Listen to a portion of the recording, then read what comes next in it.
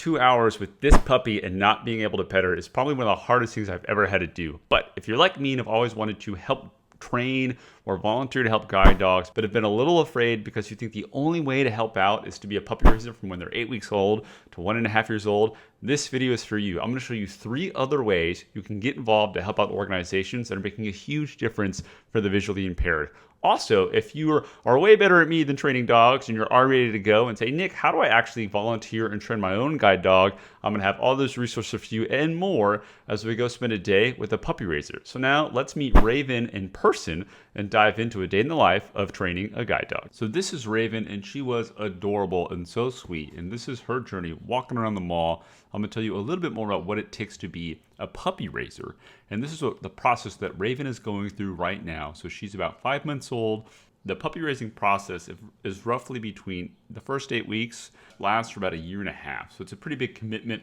The goal is to get them trained up. So that's what we're seeing now as she's kind of walking through the mall and just getting socialized, right? So the goal for Guide Dogs of Texas and any guide dog facility out there is that they rely on volunteer puppy raisers to help them raise puppies to become guide dogs. Puppy raisers are responsible for teaching good manners, socializing the puppies for the first year of their lives, and getting them just acclimated for the day-to-day lives and experiences that you would expect any human to go through. Puppy raisers attend monthly meetings and participate in socialization outings to learn training techniques and share ideas.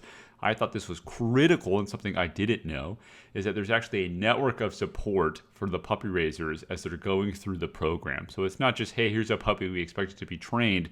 There's check-ins. We had a trainer with us today who's actually checking on Raven to see her progress, and you'd get kind of internal report cards, just like you would in school, to say, hey, here's how you're doing so far. Here's how we'd recommend you to improve. If you've been nervous about becoming a puppy raiser, just know there's a huge support network to help you go through the process. You're not just on your own. You've got experienced people and a checklist for you to go through. So once that's done, after about 1.5 years, the pups actually return to the main facility for formal guide work training when they're anywhere from 12 to 17 months old. And this is the advanced training period.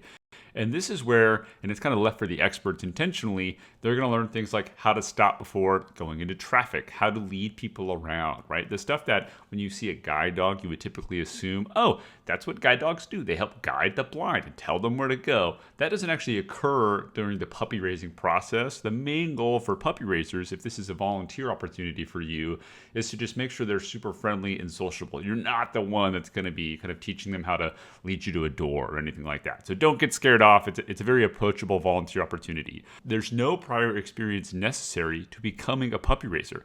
And ongoing training and support is always provided. So even if you've never had a dog before, you are still welcome to volunteer and give back and partake in this opportunity. There's a whole bunch of resources to get involved. In terms of expenses, just know you might have to buy some things, but typically you're going to share some expenses with the actual organization itself.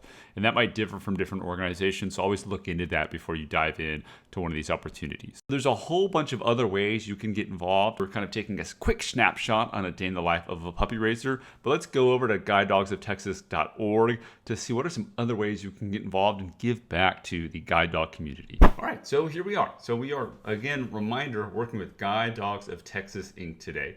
So there's a lot of ways to get involved. So let's say you say, hey, this is a great video.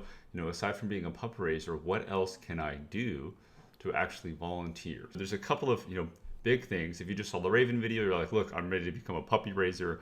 Sign me up. I want that commitment. Awesome. You just click here. You kind of fill out an application and go through some steps. But there's some other awesome volunteer opportunities, and these are what I wanted to highlight in the video, because if you're like me, you thought the only way to actually get involved with these types of organizations is for you to be a puppy raiser or puppy sitter. But there's actually all these other opportunities that I wanted to highlight to bring awareness to what else you can do to help out this organization. They've got a whole section on being a puppy raiser or a puppy sitter, right? It normally takes 16 to 20 months.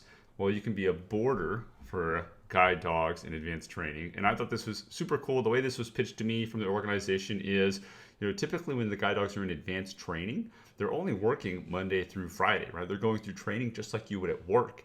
And they need, an off-duty, almost like a vacation home while they're not working. So you have the ability to provide just a relaxing, fun environment. And I love this idea because can you imagine someone is training this super smart dog Monday through Friday, And then in the weekends, they get to come hang out and play and have fun. And you just get a really well-behaved dog that you got to take care of and kind of play with.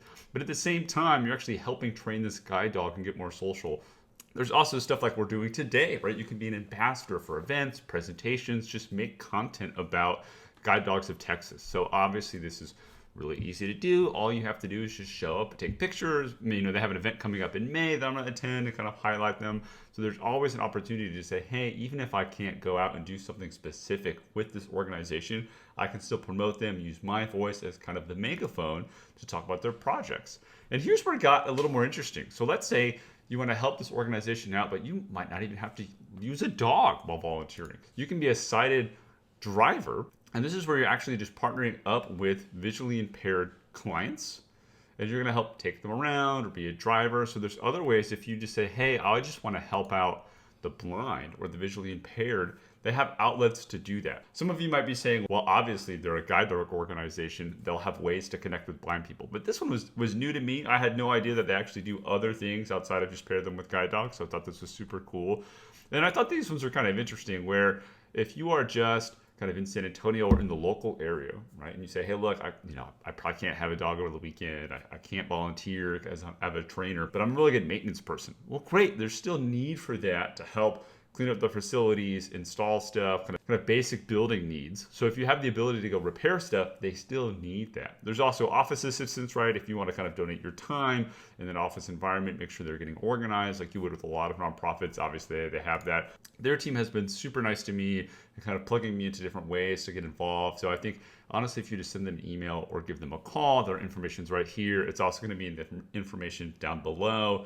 Just reach out to them. They are super, super nice, really dedicated to an amazing cause. I cannot recommend this organization enough. They were super nice to me, and they are looking for volunteers because there's a huge need for this in our community. So please take some time, pick one of these options, and volunteer. Other stuff you can do, I want to throw this in there just in case you say, hey, Nick, how do I actually get a guide dog, or how do people go through that process? So it's actually a pretty lengthy application, and if you think you need this, or somebody you know needs this, and you're trying to help out a loved one, and you're like, hey, I stumbled on this video, that's how you get involved. How do I actually go get a guide dog now? There is a 2 to 3 year waiting list. And I'm telling you this because I think, one, it shows how much of a need there is for volunteers. So please get out there and help train more guide dogs. There's a massive need across the country to get more guide dogs. There's a 2 to 3 year waiting list to get your own guide dog. So the first thing is volunteer, right? The second thing is apply as quickly as you can to make sure you can get on the list, because you have to get on there, and then it starts that 2 to 3 year waiting period. I hope this video has left you with a whole bunch of reasons to volunteer for the Guide Dogs of Texas. Again, I'm going to throw up the logo because they were so fun and helpful when making this video. And 2, let's help shorten that wait time together. Go out there, volunteer, help train a guide dog. If you're like me, maybe you're going to be an awesome weekend vacation home for a guide dog in the future, or if you're really ready to rock and roll, I hope you become a puppy raiser. It's super rewarding. It really does make a difference in your community. I'm so excited you guys got to spend time with us today. And please take a moment to like and subscribe. It really does make a huge difference for the channel. It's what allows me to go feature these nonprofits. And the bigger we get through viewers like you, the more organizations we can feature and the more we can donate to causes. I will see y'all next time, and thanks for watching.